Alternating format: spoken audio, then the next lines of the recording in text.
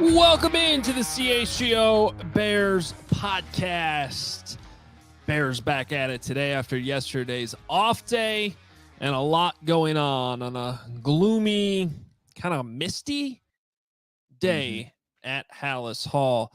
A lot of big names out there today, too, that we need to discuss. And as always, training camp coverage on the CHGO Bears Podcast is presented by Ray Chevrolet. Shop the Freedom to Save sales event all month long by visiting Ray Chevrolet in Fox Lake or raychevrolet.com. They've been serving the community since 1963.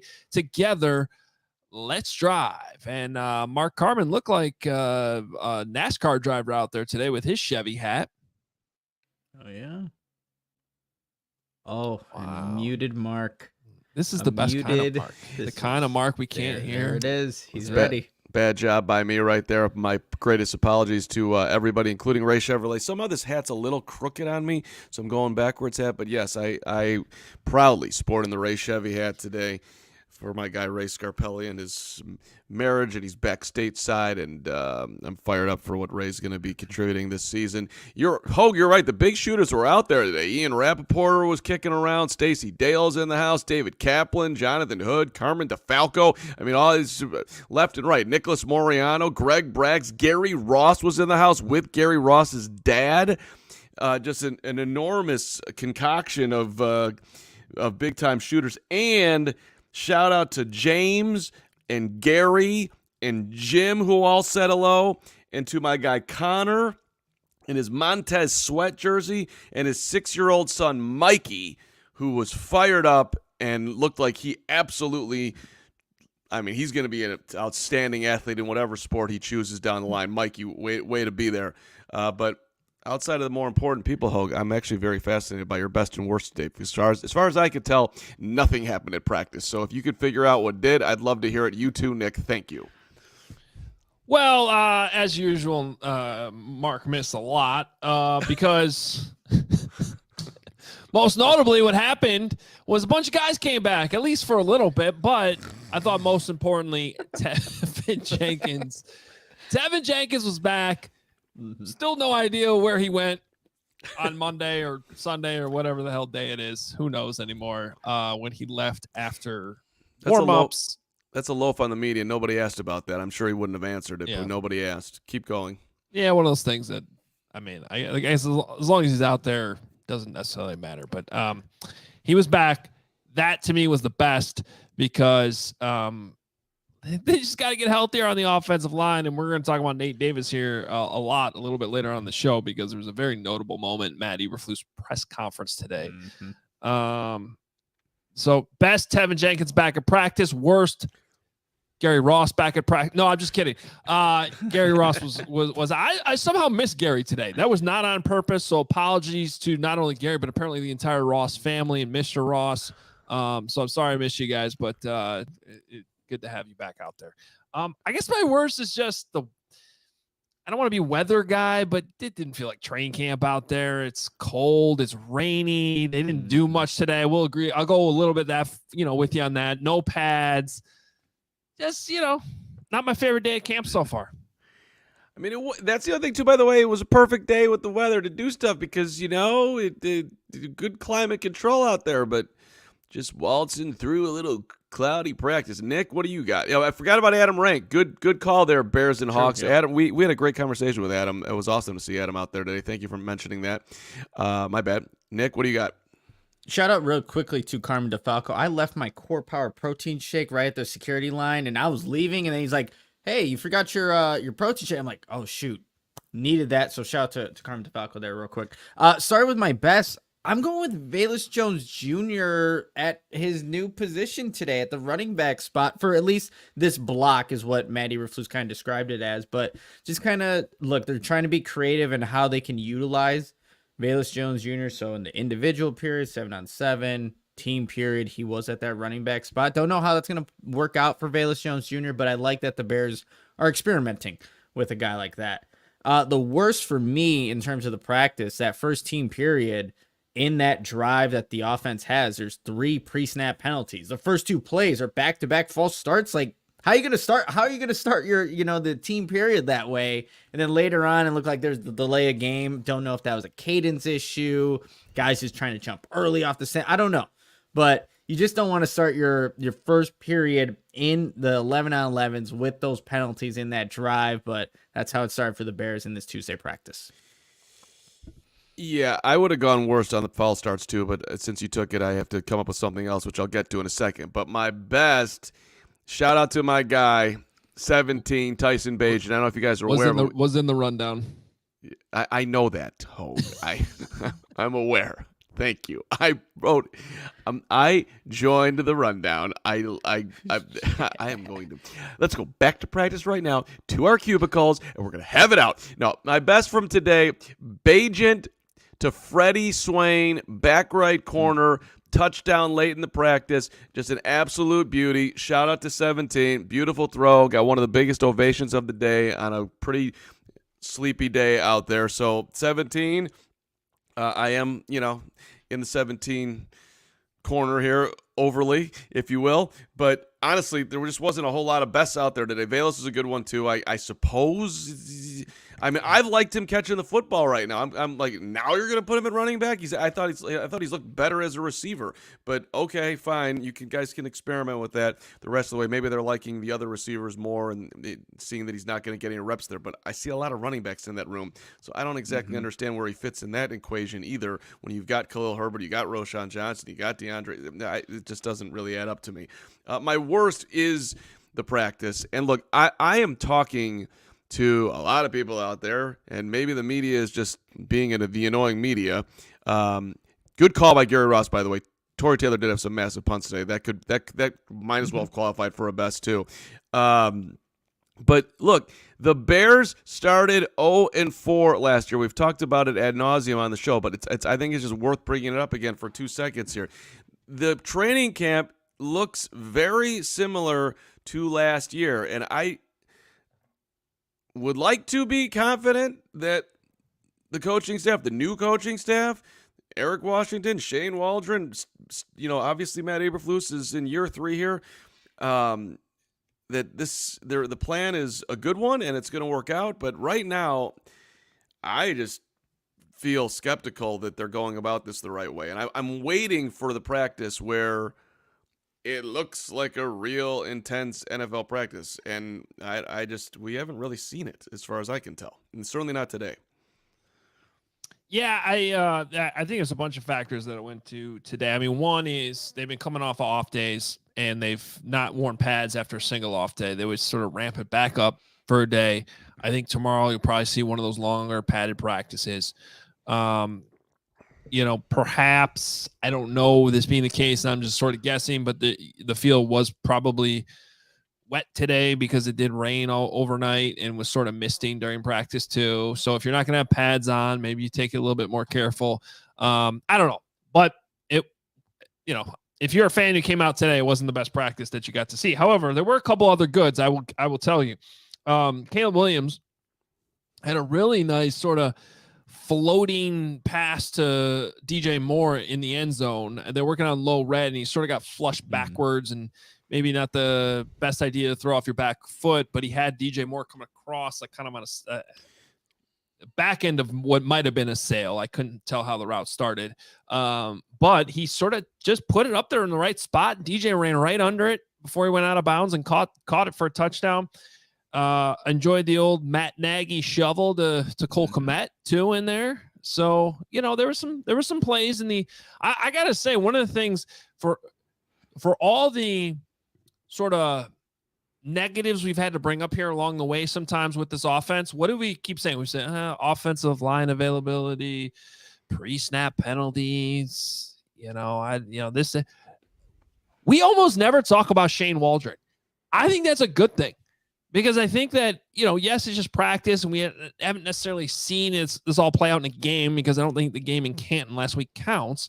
But I like what I see from the offense, like what the offense is, the designs of the plays, how, he kind of stacks concepts together, and even the creativity to go with Velus at running back at this point in camp, not a permanent move necessarily, but let's see what we got this week. Let's take a look at it. I like that.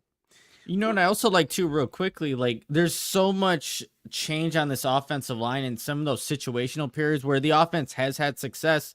Like the offense is moving down the field. And again, like, could there have been sacks and plays that would have been stopped by a regular defense? Probably, but there's a lot of fluctuation going on this offensive line. There's sometimes receivers in and out of those 11-on-11 sessions. And yet the offense during those 2-minute drills has, for, I think, not for the most part, but they have been able to move down the field today. They were able to move down the field and get a Cairo Santos field goal. And again, there's a lot of moving parts on that. So that has been encouraging despite all the different changes that have been happening.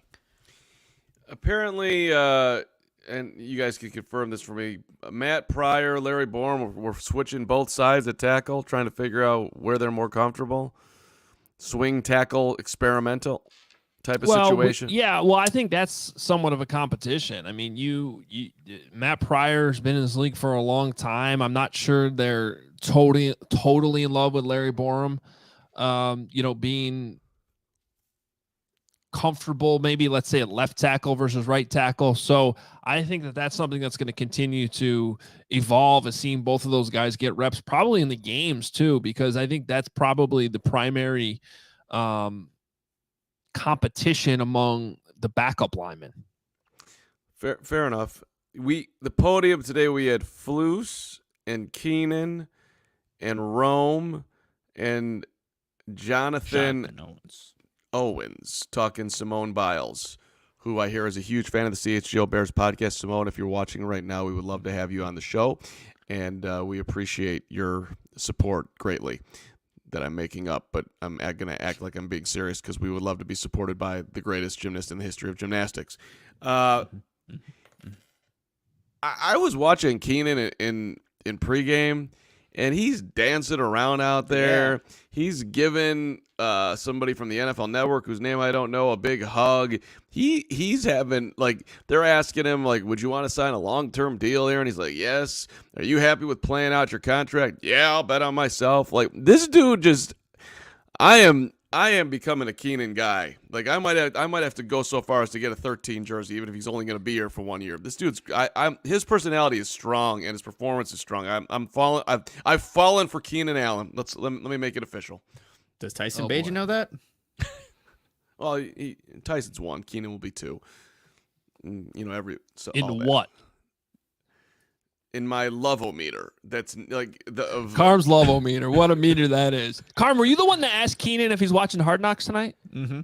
Yeah, I did. Mm-hmm. You've been featured on the official Chicago Bears Twitter account. Congratulations. See? Wow, it's big. Thank you, Bears. If somebody over there would like to reach out to me and get my approval for using my question, I would, You're unbelievable. No problem. Was it to Keenan or was it to? No, it was Keenan. It was Keenan. And he's okay. like, "What do you think?" Or he's like, "Yeah, what do you think?" I can't even remember his own question. He wants the Bears to ask for approval. I asked him, "Are you going to be watching?" He's like, "Are you going to be watching Hard Knocks?" He's like, "Is it tonight?" Oh, but yeah. I think he was messing back with you, saying, "Is that tonight?" Because then he was like, "Yeah, I'm watching." I don't think he was. I think he knows. Go back and rewatch your own question and answer. It comes off very much to me like he was rhetorical in asking you that back. You asked him if he was going to be a star, right? That was you, Mark. Yeah, then I followed up on the star situation. Because I think he's a candidate, definite candidate. He's got that. I think so. He's got some flow. And yes, Greg Hyatt asking, is there a CHGO Hard Knocks postgame show tonight? If so, what time? Hell yeah, there is. It's loaded tonight. Bears After Dark, Hard Knocks edition. We are going to be on as soon as the episode. So the episode, I believe, is at 8. Yep. Keep meaning to triple check that. That's correct, right? It's at 8, mm-hmm. Yes. Okay, so it premieres on Max at 8 o'clock. We'll go as soon as it's over. I don't know if it's a full hour. Sometimes it is, sometimes it's not. But basically around 9 a.m. Central, you can, not 9 a.m. I'm sorry, 9 p.m. Central. As soon as they're done, the show's done, we'll be here. Tonight, it'll be myself, Greg Braggs, Mark Carman, and Corey Wooten on the show. And then Nick will be joining next week too. So we're going to have you covered with Hard Knocks tonight. Really looking forward to that. We also have you covered in London because this week is going to be epic. When the Bears go to London in October, we're going to be there, and you still have your opportunity to come do some things with us with True Fan Travel. First of all, just check out True Fan Travel in general, truefantravel.com. They're your passport to the world of sports. They are all about living the game. Don't just watch it, live it. They have custom travel packages, I should say, that take you to events, sporting events all around the world. All types of football, other types of games as well. And that is including our trip to London this year. Now, we did have our deadline to buy the full package, which passed. But if you are going, you can still go to truefantravel.com and pick certain events, kind of customize your package with us. So if you just want to come to one event that we're doing, you want to go to all the events, there's a new package just for that. So the ones that, even though the ones that included hotel and kind of the whole shebang are, that deadline's passed, you can still, we've had a lot of questions about this, you can still come hang out with us in London. And a couple of things that we're doing, we're going to have a welcome event at a London pub, private boat cruise on the River Thames, of course, ticket to the game, which I saw on there. If you're looking for a ticket, you can still jump on there and get a ticket and go to the game literally with us. And they're going to include transportation, airport transfers to and from the game, on-site trip coordinators, plus meet and greets with the CHGO team. It's going to be a lot of fun. So go to truefantravel.com and secure your spot today. I love True Fan Travel, you guys, and I also love Sunnyside Cannabis Dispensary. It is your home for judgment-free cannabis shopping, a place where all kinds of visitors are welcome to explore, discover, and purchase a wide array of high-quality products. Sunnyside literally has everything you need to elevate your summer with a one-stop shop for all your cannabis needs, no matter where you are in your cannabis journey. Easy online ordering and in-store pickup. Great transparent loyalty program, the Sunnyside Rewards.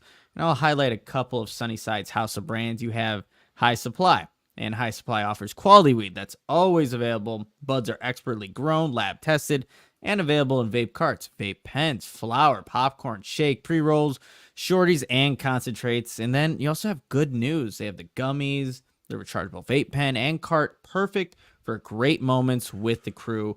Visit sunnyside.shop for bright buys every day, including 50% off your first 3 online purchases. Enter promo code HICHGO at checkout to qualify. Exclusions apply.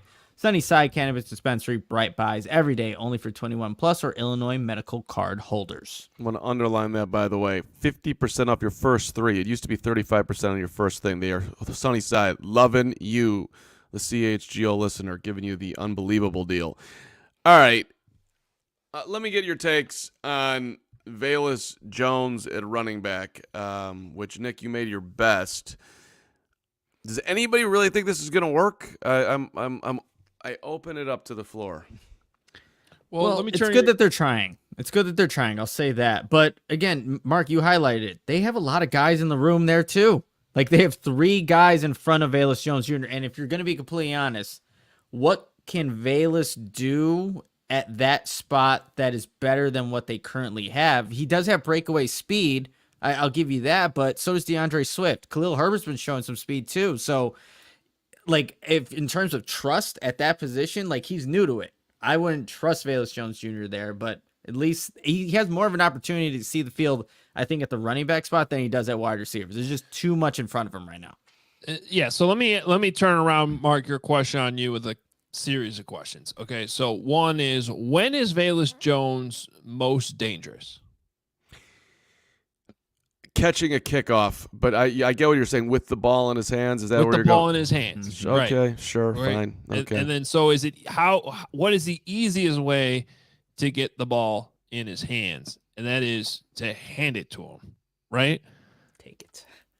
Mm-hmm. So, and with that in mind, plus the depth chart, what do you think is more likely this year? That they can get Velus Jones dangerous in the passing game or out of the backfield, whether that's handing it directly to him or catching shorter routes, pitches, screens, stuff like that don't involve running deep routes downfield. Okay, let me turn it around on you. Who is the Bears' fourth wide receiver? Tyler Scott. Okay. Who's the Bears' fifth wide receiver? Probably Colin Johnson right now. Mm-hmm. DeAndre Carter. Or DeAndre Carter, yeah. Okay. So we're going to make them 5 and 6? Yeah. All right. How many running backs are you keeping on the team? It's probably 5, including Kari Blasingame. So are we including Travis Homer? Yes. Okay. So where do you think he has a better chance to play? Do you think he has a better chance to get past Homer, Blasingame, Swift, and Herbert? Or does he have a better chance? I already know where you're going with this. The answer is none of the above. The answer is Velus needs to contribute to the offense, whether he's a running back, a wide receiver, plus kick returner. They just need to have a package of plays for him, regardless of what position he's playing. Okay, so you're saying, are you hypothesizing that they're going to put him at running back here for a little bit, get him comfortable there, so we can use him there, and then we're going to use him as wide. We'll have him comfortable at wide receiver too, so he can go over there and do that if that's if somehow presents itself, and then we're going to use him as a kick returner. That's his role on the. Mm-hmm. Yeah, 1,000%.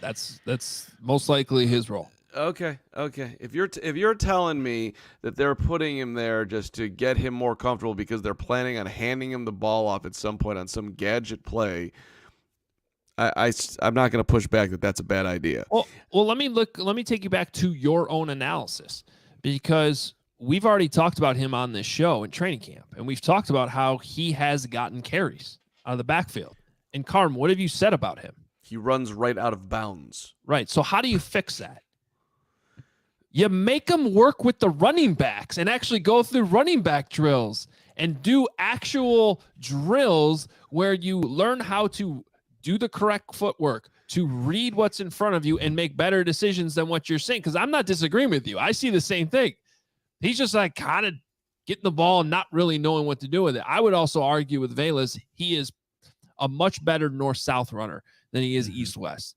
So that's another thing is I want him, I'd much rather see him take one cut and get upfield than running these sweeps to the outside where he's more than likely just going to end up out of bounds. So, again, I'm not going to push back on he would get better at being a running back by practicing running drills. Obviously, it's not going to hurt him.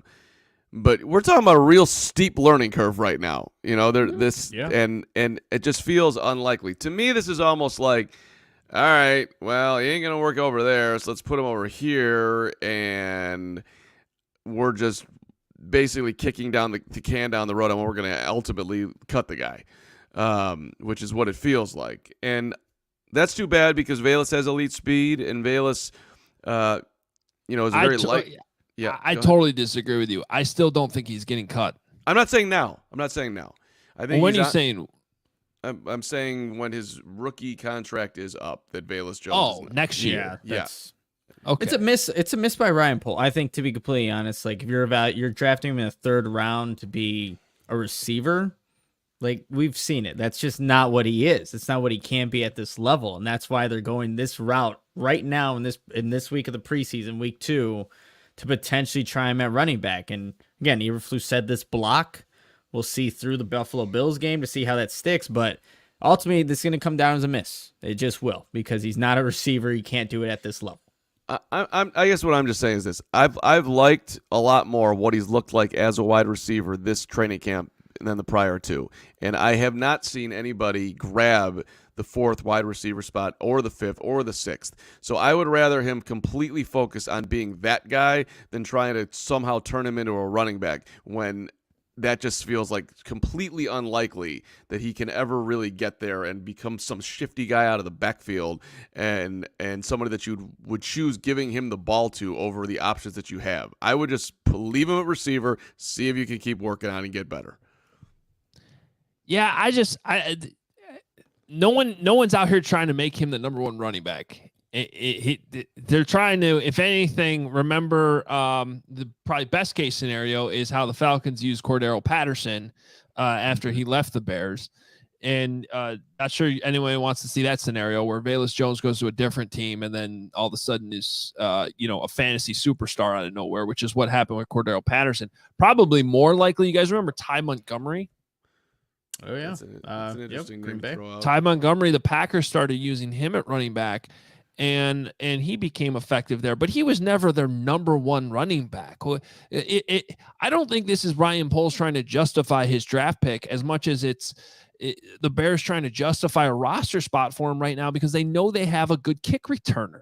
And they might be in a situation where they have to keep both DeAndre Carter and Velus Jones, which isn't all that different from last year when they had to keep a kick returner and a punt returner in Trent Taylor, right?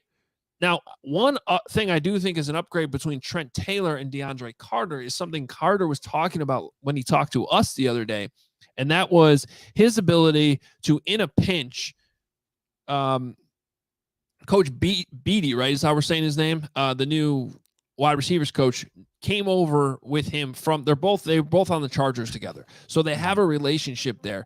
And they knew that if anybody went down at any given time, Carter could at least fill in all the spots. And that means knowing how to play all three wide receiver positions and knowing what routes to run on each play. That's a lot. And that's not going to be Velus Jones. It's just not going to be. He is not going to be the guy that's going to come in and play three different wide receiver positions off the bench if somebody goes down in a game. So that adds more value to Carter's spot on this team. And unfortunately, I think there's a situation where they're going to have to keep all of them. And so to enable to justify that, why not have a package of plays? And it might only end up being 3 plays a game where you have Velus Jones Jr. in the backfield.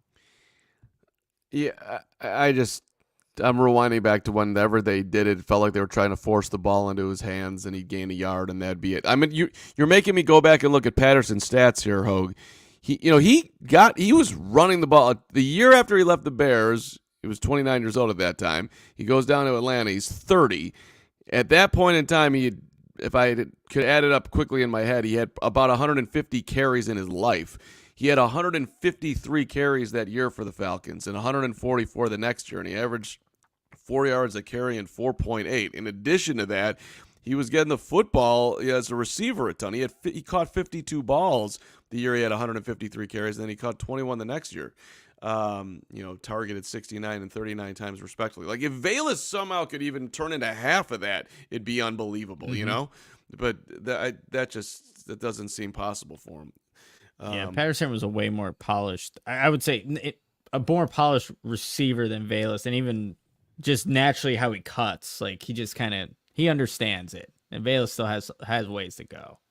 Yeah, I just think that this is kind of more of a why not move by the Bears. See what he can do. I was standing there over by UCarm today, and I love when they're doing those drills on field 1 because we get to stand right there, and the running backs are always right there. And all of a sudden I'm like, wait a minute, number 12's in here. I'm like, and that's one of those things where you're like, have I missed this on other days, or is this the first time this is happening? Because it's not like you're doing attendance on every single drill and who's doing what. And I was like, I don't think, but regardless, I hadn't seen it. And then it turns out today was the first day, and Matt Eberflus addressed it after practice. So that was cool.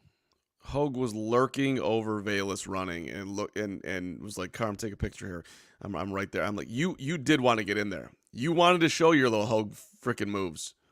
Get those long legs moving. I could have done that drill. Anything that would involve like whacking me with a bag or something, though, that would not go well. No bag whack. You were waiting. You heard it. You're like, bag whack. That's out of your purveyance. You don't do the bag whack. Okay.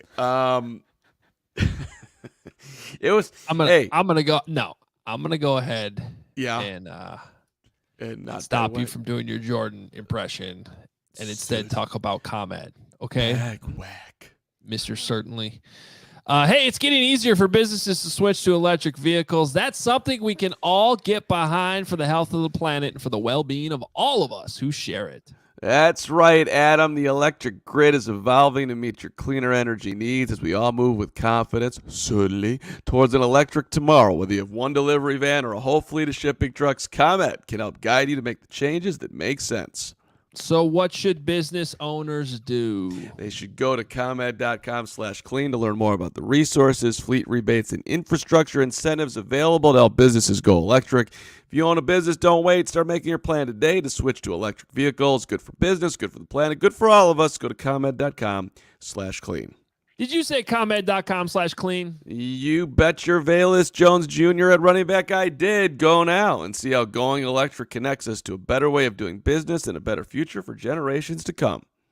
Some new ad copy for ComEd. There's some also new ad copy for Game Time, which is your authorized ticket marketplace for Major League Baseball games, concerts. Really, if you're looking for a venue, Game Time's most likely going to have tickets for you. And it makes getting tickets faster and easier. Prices on the Game Time app, you guys, actually go down the closer it gets to the time of your event. With killer last-minute deals, all-in prices, views from your seat, and their lowest price guarantee, Game Time takes the guesswork out of buying MLB tickets, concert tickets, you name it, they got it.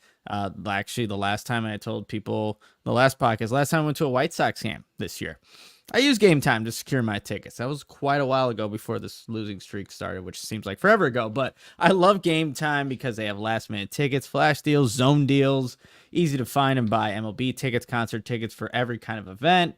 Views from all seats in the venue. You can check that out on the Game Time app. And the lowest price guarantee, event cancellation protection. And you can just take the guesswork out of buying tickets with Game Time. Download the Game Time app, create an account, and use the code CHGO for $20 off your first purchase. Terms apply. Again, create an account and redeem that code CHGO for $20 off. Download Game Time today. Last minute tickets, lowest price guaranteed. All right. Today was a day at training camp that I have never experienced before, and it wasn't to do with anything on the field or any of the press conferences or walking in with Tom Waddle, who we didn't mention as one of the luminaries that we got to hang with today. But there were officials there, a bunch of them. Well, hang on here. Waddle shamed you out of riding the cart in. Yeah, that was rude. That was probably my favorite moment of the day. I tried to get us all to take the golf cart up from, where they let the buses off, basically all the way up to the media room, because it's a significant walk. And Waddle was like, yeah, no, I'm not interested in riding on a cart with you. And Hoge dissed me too. And as Waddle was like, don't you look like you need the walk there, Carm? Yeah. No. Again. Damn, and I'm like, hold on a second. Wait a minute. I've loved Tom Waddle for a distance for 2 decades, but out of nowhere, I don't get to talk to Tom Waddle barely ever for a 3-minute walk. We're having a nice time, and then he just flat out just ripped my fat shamed you, my pregnant worm turtle situation, and so then I was like, all right, fine, I'll walk with Hoge. And it was horrible.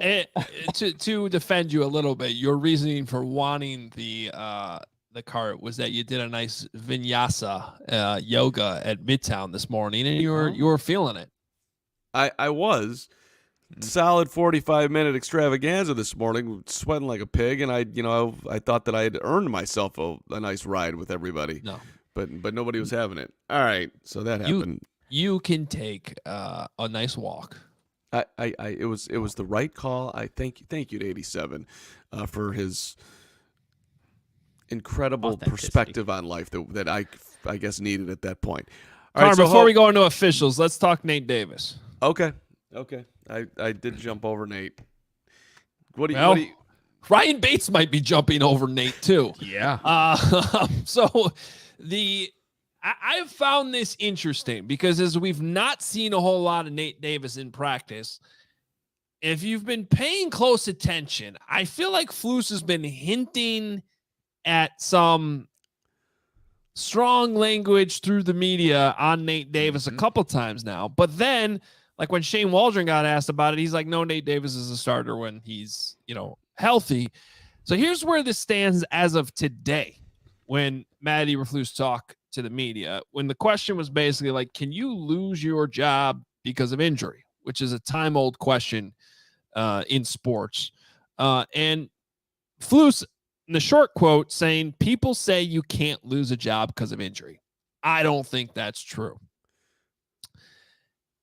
If he went on to say, if a person's out for an extended period of time and the player that's in that position is playing very well at a starter level and he's doing a good job out there, then you create a competition. You say, hey, there's a competition. People say you can't lose a job because of injury. I don't think that's true. I think if the guy that's playing there gives our team a good look and a good benefit for him being in that position, then it's a competition. And the other guy could take it over. That's not just at guard. That's at all positions.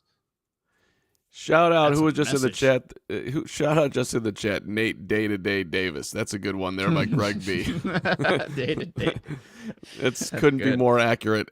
So that's a strong message, you guys. No, I think that was a strong message from Eberflus to look. Maybe it's not just to Nate Davis, but Nate Davis, if he's hearing that, like, oh yeah, that's about me. Because again, we have seen him so inconsistent throughout practice, in and out, off to the sideline. Today he started in practice with the ones and walkthroughs, then eventually made himself to the stationary bike. And we know Eberflus is big on guys who practice. Nate Davis does not practice consistently. And that message today, I think, spoke volumes as to what he thinks of that position. And if guys like Ryan Bates are going to play at that guard spot and be productive there, I don't think he's going to have an issue starting him over Nate Davis if that's what it comes down to. So it's twofold, though, right? He's got. I mean, for this to work, to make Nate Day-to-Day Davis, Nate on the bench Davis, you've got to be comfortable with Coleman Sheldon at center, and you got to be comfortable with Bates at guard, right? So it seems like the Flus is moving that way, but it does knock at their depth if they go this route. True. Well, I think this might be a message to Nate Davis, who seems close to coming back. I thought he might be out there in full team today, especially considering, they weren't in pads. That would have been a natural ramp-up standpoint. So I don't necessarily know what that means for tomorrow, but we've seen him do some individual and then sit out the rest of practice. But based on what if I heard my head coach say that today, I'd probably get my ass out there in pads tomorrow. Does Nate Davis need to pull an Allen Iverson and talk to the media and be like, we talking about practice? We talking about August 6th? Don't worry about Nate Davis. Give me September 10th and I'll be there. Enough with this. Like, I think that's what Nate Davis is thinking right now. He wants to do an Iverson. We talked thinking about that. AI was one of the best players in the league at the time. So I'm not sure Nate Davis can get away with that speech. Yeah, two different guys there. He can't, but I'd like to see him do it. Let's just go with that. We talking about training camp. Like 64 should just get up there and be like, "Look, y'all paid me $10 million. I'm collecting. It's cool. Don't worry. When I'm ready, I'll be out there. It's August 6th. Chill." Yeah. Well, if he practiced, fans would chill, but he doesn't. Wasn't it Mike Vrabel said, "I like players who practice"? It was. Yeah. I like players who practice too. Yeah. No, it's a. This is a storyline for sure. Carm. I'm just saying this is consensus on the show that Flus really was taking. It wasn't just sort of an in general Flus thing that he, just comments about guys that are injured and losing your spots. We all think he was going straight at 64. Well, I mean, he was asked about it. Was Nate Davis was presented in the question too, like how it was asked. So, but I think so. Yeah, I mean, he tried to save it there in the last sentence, saying that does apply to all positions. But I mean, first of all, what Flus is saying, I totally agree with. Like, agreed, and it should apply to all positions. Like, if you stumble on a guy on a different starter because he got put in there because the other guy was hurt, like, play the better guy. I don't necessarily know that's where this is headed. And we still have, over a month until the first game. There is some time here. But I think these next few days are crucial. Really? Like let's just say that Nate can't make it through Buffalo and Coleman plays well and Bates plays well, do you think that that's the end of Nate as far as a starter, or do you think he has a chance to earn it back against the Bengals the following week if he shows up at Monday's practice and he's ready to go? Well, I think he always has a chance. I think that's as close as we've heard a coach saying this is a competition now at right guard. Mm-hmm. Well, I mean, and why this is crucial in the next few days, not only for Nate Davis but also for Caleb Williams, which we probably should have mentioned earlier on in the show. We have not heard a full confirmation that Caleb's gonna play, but we did hear from Flus today that like they want him to play. I mean, the plan is for him to play. They're just not fully committing to it right now because the offensive line is still a little bit in flux. But I will say this, like Darnell Wright being back out there today too. Teven Jenkins. Teven. I think a line where you have Coleman Shelton at center and Ryan Bates at right guard. That's good enough. There's a lot of people I talked to in that room today too that want to see Caleb play regardless, and I tend to agree with that. But certainly, if you can get to that, like Nate Davis shouldn't be the difference between Caleb playing or not playing. Well, also too, like you're getting close on these preseason games. You're not going to play him in the last one, and you have Buffalo and Cincinnati. And if you want to get to that threshold, they're looking at those 55 snaps. Like it makes sense. He's going to play in Buffalo for however long. We'll see. But just in terms of like trying to get that amount of snaps, like, yeah, you're gonna. I would think Caleb would play, and we'll know.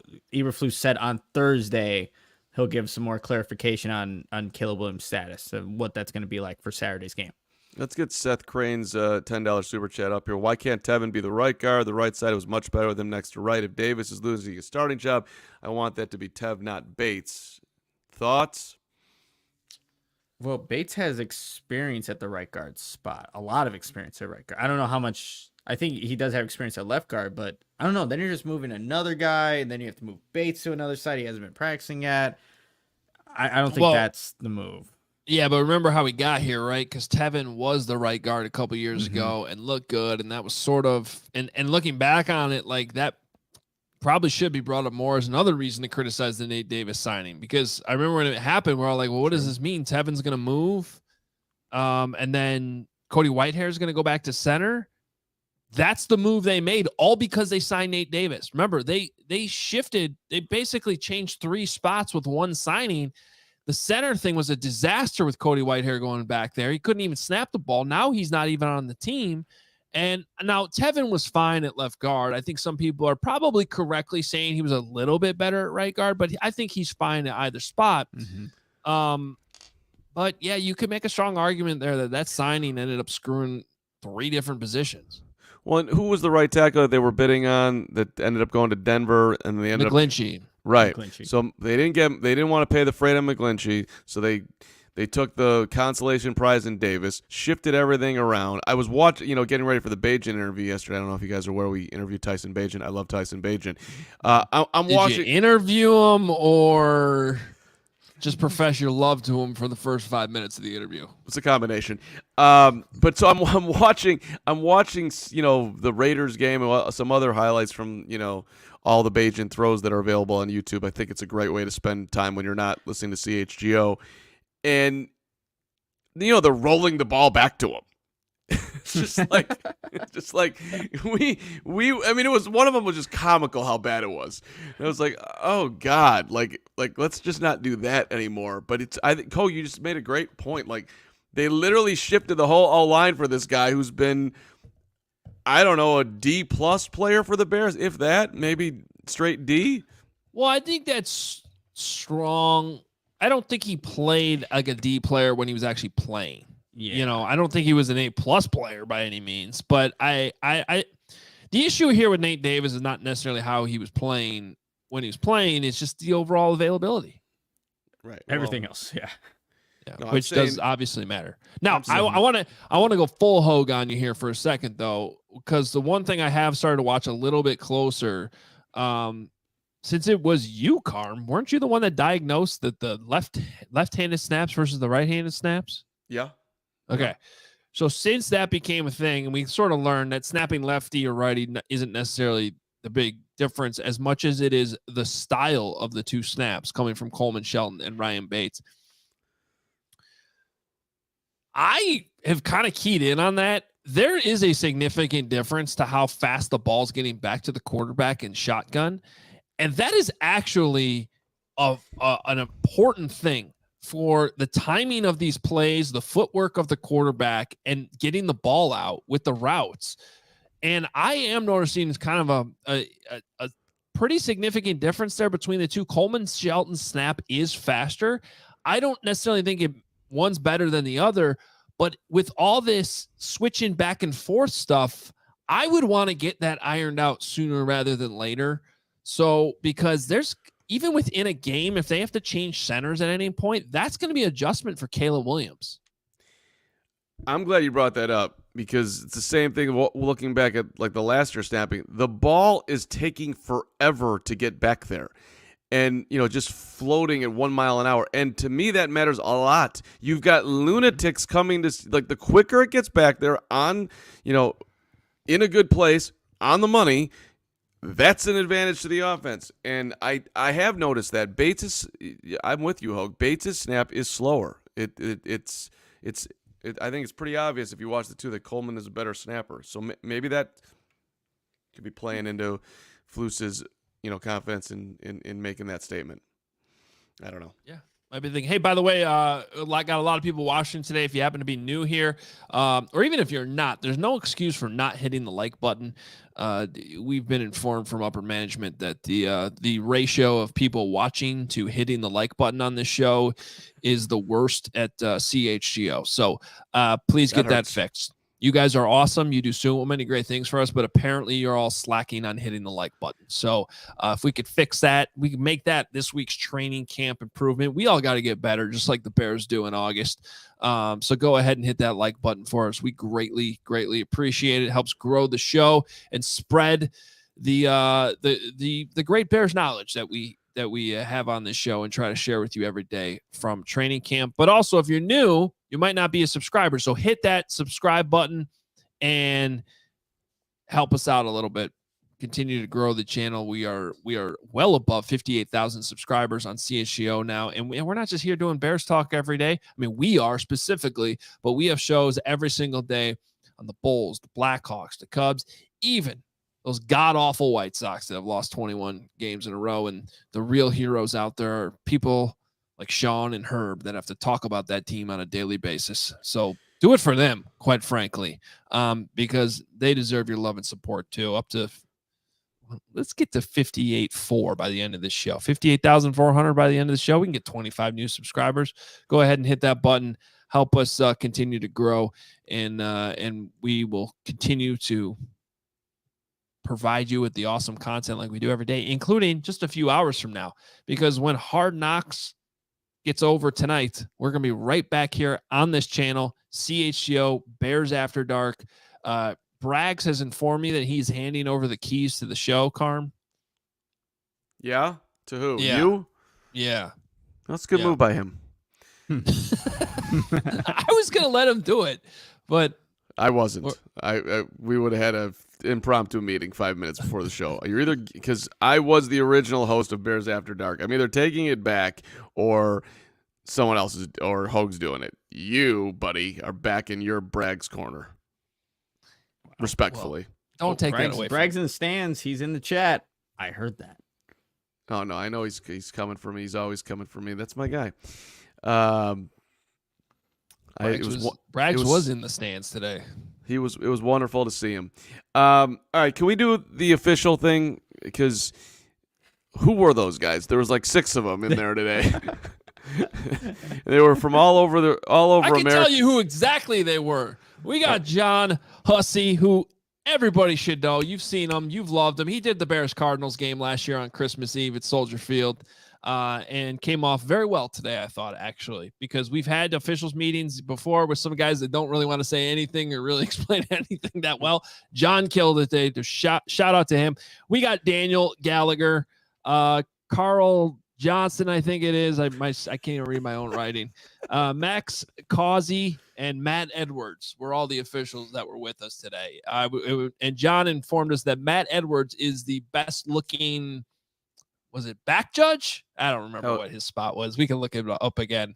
I wrote down the names so that I can Google them later and get all the exact spots, but we didn't get that done before the show. That's a loaf by me.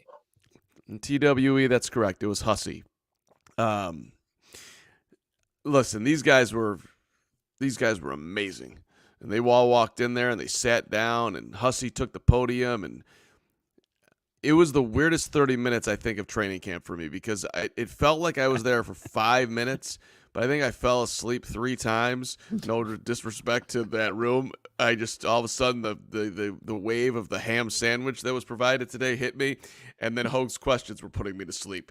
But Adam, what'd you learn today? Because I didn't learn nothing. I didn't learn much. I learned, I'll say my learns. Kalen Kaler asked a great question about what's that tackle that they're banning? Don't tackle him at the waist tackle. That stupid thing that they're doing. God, I can't. These are the moments where you need to go away.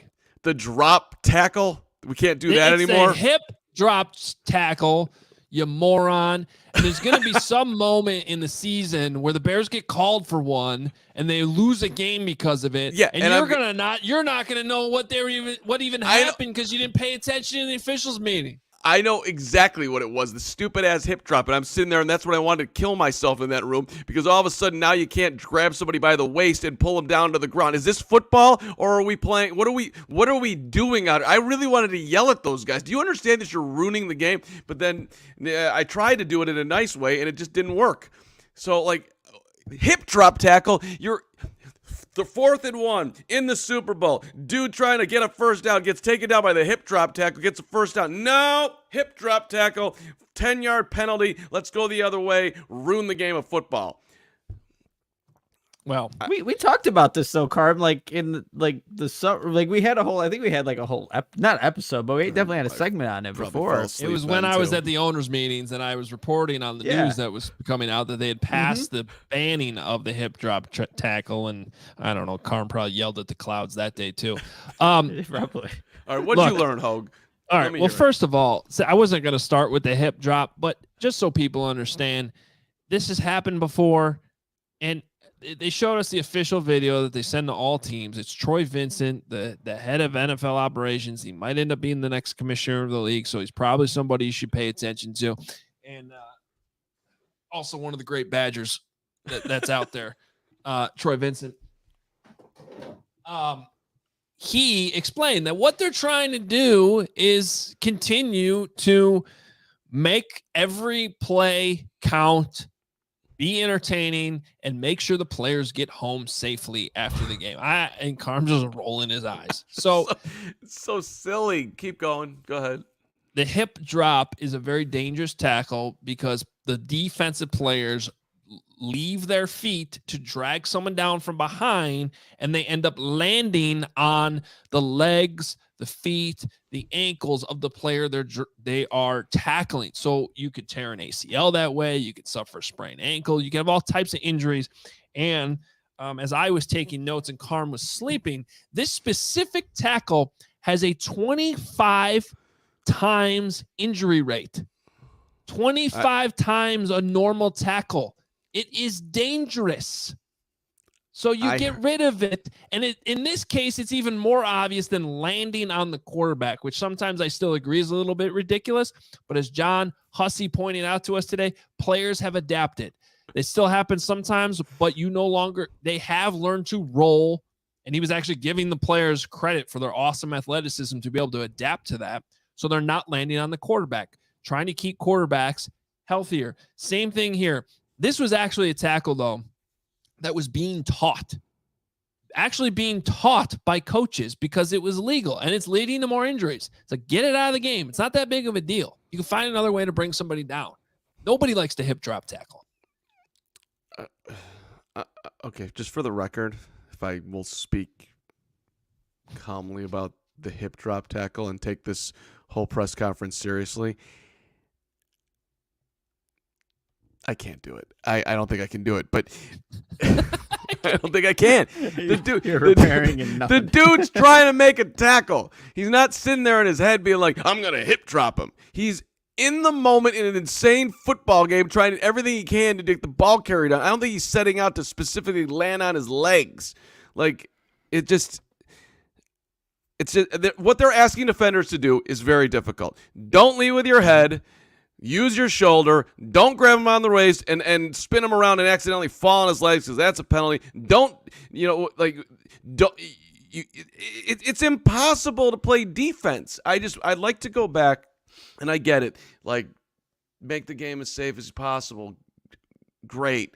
But it's football, man. It's dangerous. People love to see big hits. I like, everybody who's playing football, they all signed up for it. No one's trying to go out there and do gymnastics. So it's just, to me, it's exhausting. That's where this is all coming from. But you're right, Hoge. I'm not, and Nick, whatever. That I get it. It's a dangerous play. Sure, I agreed. Absolutely, it is. Well.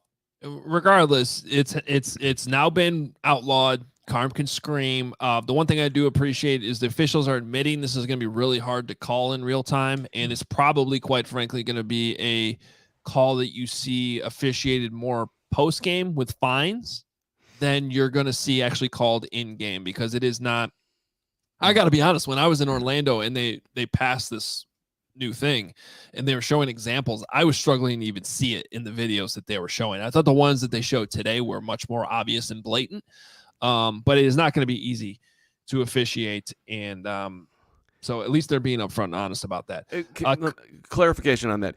Can you explain to me why the players agreed to that? Because it's basically giving the NFL license to come after their money. I'm surprised they agreed to that. Do they not have? Well, quite frankly, it's the NFL competition committee and the owners that vote on this stuff, so it's not really. They said no say, basically. They don't really have say on it. All right, couple other things on the kickoff. I guess the one thing I got clarification on that people probably didn't even notice, I didn't notice till I went back and watched the film. Adrian Colbert on the Bears, who's wearing number 25, appeared on both of the Bears' first two kickoffs to leave early. However, if you really slow it down, the foot that he had planted on the 40-yard line, which is where you really have to have it planted, did not actually come off that 40. So it's like he took a step forward with his other foot to get a great jump without that foot actually coming off. So I was wondering if that was legal, but no. John Hussey explained you have to have both feet on the ground until that ball is caught. So technically the Bears got away with 2 false starts on their kickoff unit the other night. Now the officials are trying to have some leeway. They don't want to have a call penalty on every single kickoff here, and they understand there's going to be an adjustment period. So that's probably why it didn't get called. But I have a feeling that probably got back to the Bears when they reviewed the film. Hey, we could have probably called false starts on both of these.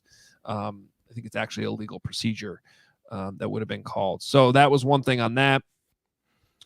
I thought the most interesting thing was when I asked about the Hawkeye technology that's coming, because there was a long pause there with kind of how to address that, because it sounds like this is a very fluid situation. For those who don't know what Hawkeye is, it's Carm's. The only good thing about tennis is how quickly they can review whether or not a ball was in or out.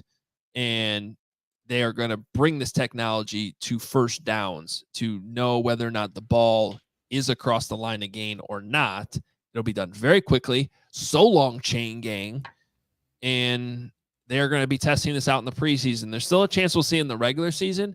But so far, they haven't had a chance to do it. John thought they would have it at the Hall of Fame game, and they did not. So it's still unclear when this is actually going to start. What I didn't know is that they've already been using this for 3 years now on where to spot the ball when the punts go out of bounds. Oh, wow.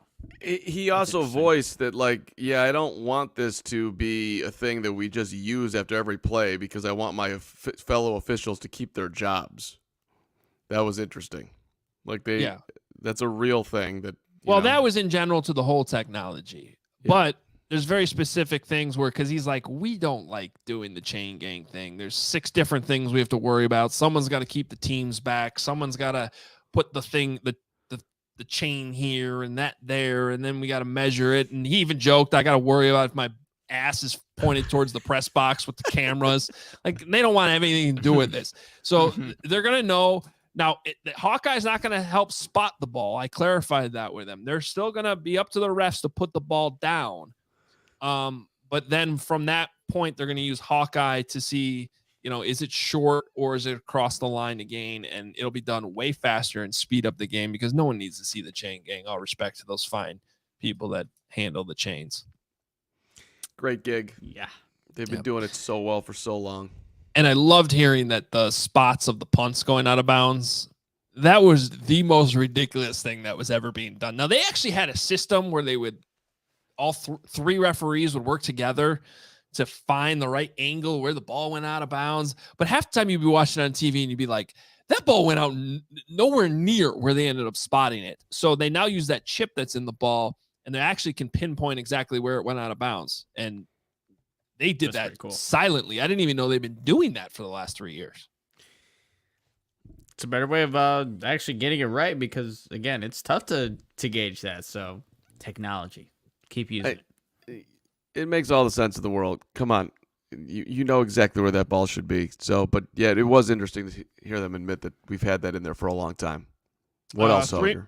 Yeah, 3 more tiny little things, just the more notes than anything else. Don't forget, teams can now challenge. They get a 3rd challenge automatically if they get any challenge right. You used to have to get both challenges correctly to get a 3rd. Now, if you get one right, you get that back in your pocket, which just seems like common sense. That always seems silly that they didn't do that before. They're going to use replay even more on plays on the sideline. So late hits out of bounds, like they will use it from up above very quickly. So this is the eye in the sky official essentially just saying, oh no, this guy's foot was still in bounds. It wasn't in bounds. Same thing with intentional grounding calls. Was the quarterback inside the pocket? Was he outside the pocket? That'll be looked at very quickly by a replay official up above and be able to get that information back down to the referee to help make the correct call. And then the last thing on the kickoff, because I didn't know this or think about this. We know the return rate's been down 21%. I didn't notice there were 0 returns in the Super Bowl. That was something they highlighted today. 0 returns in the Super Bowl, and that's not something they want. They want to see the ball in play. Want to see the ball in play. Don't want to see anybody get hurt. They're trying to thread this needle as best they can. Not an easy job. How's that? Yeah. Quickly on Chip's question too, because I did actually tease that the other day, and I did get the answer to that. Did you ask about the penalties on those kickoffs from the other night being from the final spot? So the illegal procedure calls in the Hall of Fame the other night, the 2 that we saw were on the return team, and when they're on the return team, they can't be added on to the end of the kick. If you're going to accept it, they have to do a re-kick. So they'll move the ball 5 yards, but then you got to do a re-kick. And so the only situations where you're going to really see that, where you're not going to see the penalty not decline, would be if you give up a big return. So if on those ones, like say it had been returned back for a touchdown or even like well into opponent field goal range, the kickoff team could have opted to re-kick at that point. But because they ended up getting pretty good position, where they were happy with their kickoffs, they just declined it. And so that was a good question by you, Chip, because I had the same question and I did get that clarification today. All right. I'm done being in my nerdy self with the officials. I think everybody loved it. It was fully detailed and well done, and I'd like to thank you for covering for my intense take of that 30-minute conversation today that I had no idea there was 30 minutes. Oh, I think it's cool for the record.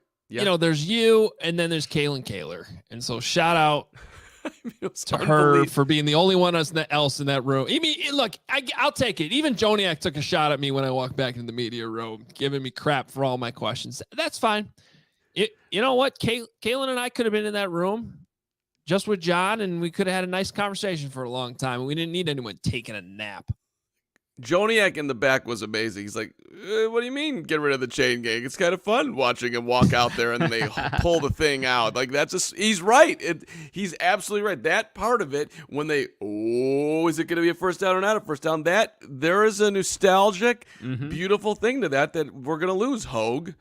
I love Joniak's contributions today. Okay, counterpoint, and this proves I watched some tennis. What does the crowd do when they go to Hawkeye? That's true. They do exactly that. The whole crowd goes, whoa, like there's a build-up to it. So there still could be the build-up. Best point you've had all show. Love that point. That's how they should do fourth downs. They should do it exactly like that. Okay, let's see the spot. Let's go to the Hawkeye. Did he get the fourth down? Did he get the first down or did he not?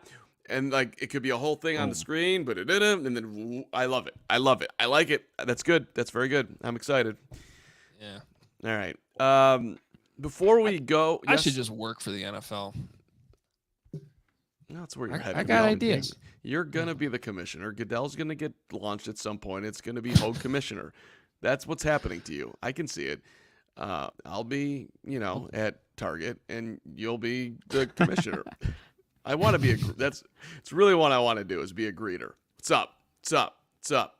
Just give that energy. Way to start your day. Good job knocking it out first. Get the paper towels right now. That's a way to go. It's a way to do it. Like, celebrate what people purchase. It's a great lamp. Love that lamp. Could be good in the bedroom. Also might be good in the front room. Like it. Excellent choice. Oh, got yourself the fruit today. Good. Thank you. I have no idea what was happening there. Didn't even need to ask for it. When he goes on like a tangent, he just goes. Like, there's no stopping. I'm not sure his brain knows it's happening. I don't think he does either. Yeah, he's probably still talking. He doesn't even know he's on camera. Off camera. There he is. Steven, that is a fight, and I will find you in your Stevenness, and we will and You had to be stopped. That was out of control. Steven, I give you permission to do that at any moment in any show from this point forward. Let's get to the supers, though. We do have little carb. Oh, there I like little carb. I like little carb. Yeah. He's been called that many times in his life. Inner Orbit Pinball, $10. Thanks for the consistent Bears coverage and for spicing it up with terrible Carm impressions and meatball takes. The mix of info and personalities can't be beat. Love my CHGO Bears. Thank you, Inner Orbit. Car completely missed that too, Adam. He completely that's the best part is he misses half my shots at him. Well done, Hoge. And you too, Inner. I'm sorry. I was still just in my own head of Steven just took me off to and just realizing how little power I have in my life. Keep going. I'm back with you. Bear Down Omaha, $2. Over under on Hard Knocks quarterback montage at 4 minutes. I'll take the under, but yeah, if it's montage, I think quarterback storylines will go over way over 4 minutes. Mm-hmm. It'll be fun. I am legit excited to see how this thing looks tonight. I'm slightly nervous that the Bears are going to be boring, but I don't think we will be. Let's go. I think the whole episode should be me and John Hussey talking about rules. Chubbs 82, $5. This is off subject.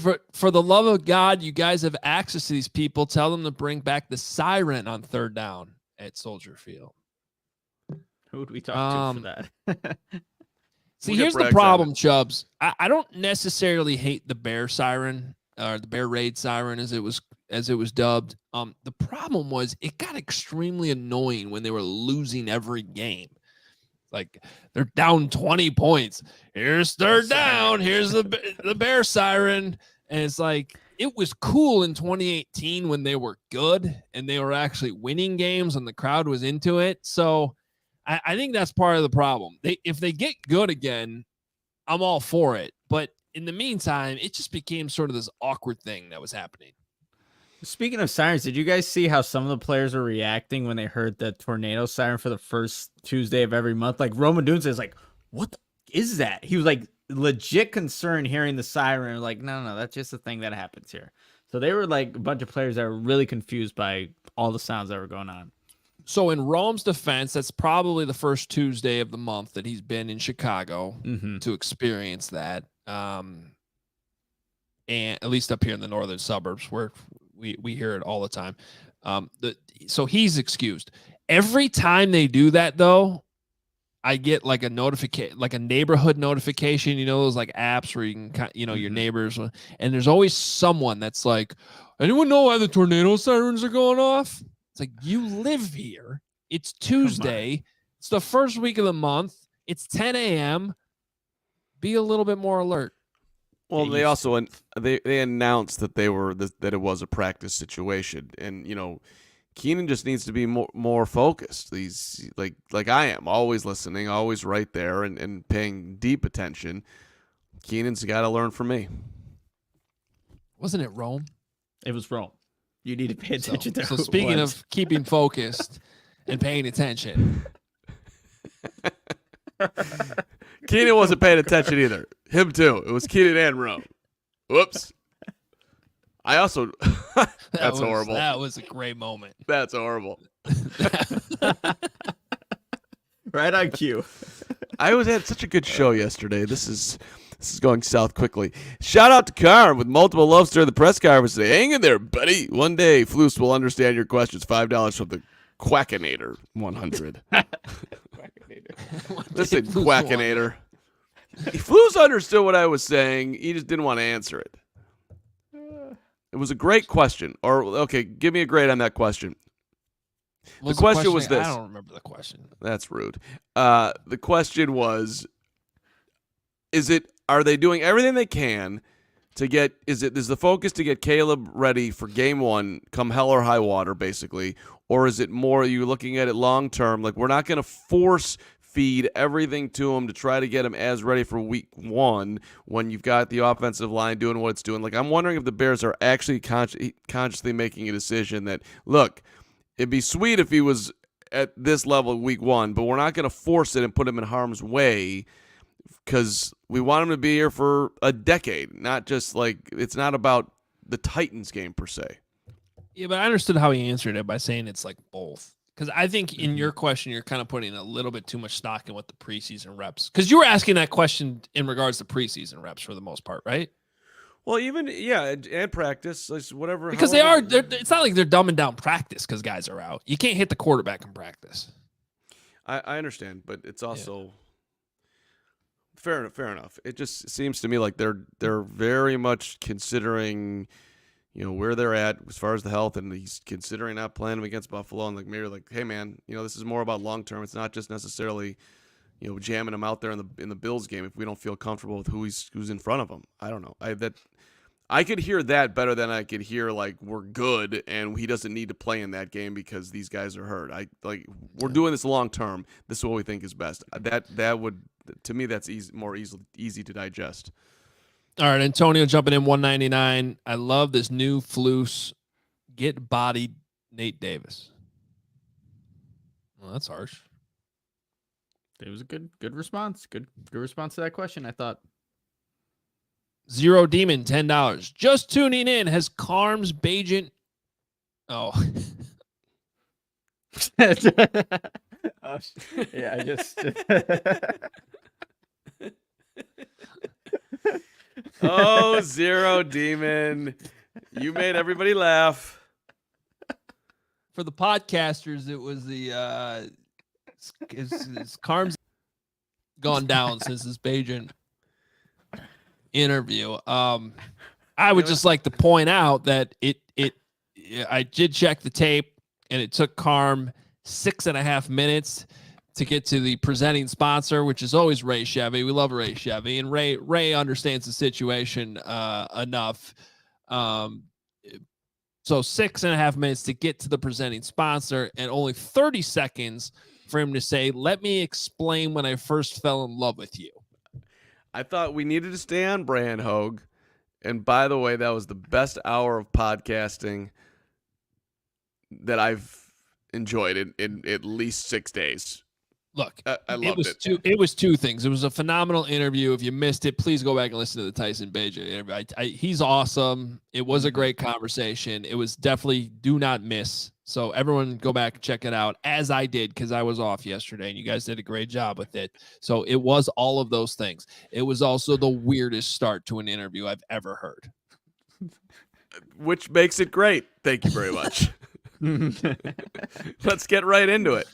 I like it. I think it did take him 10 minutes to like get comfortable after I started that way. So perhaps I should have done something different, but you know, $20 from Zero Demon.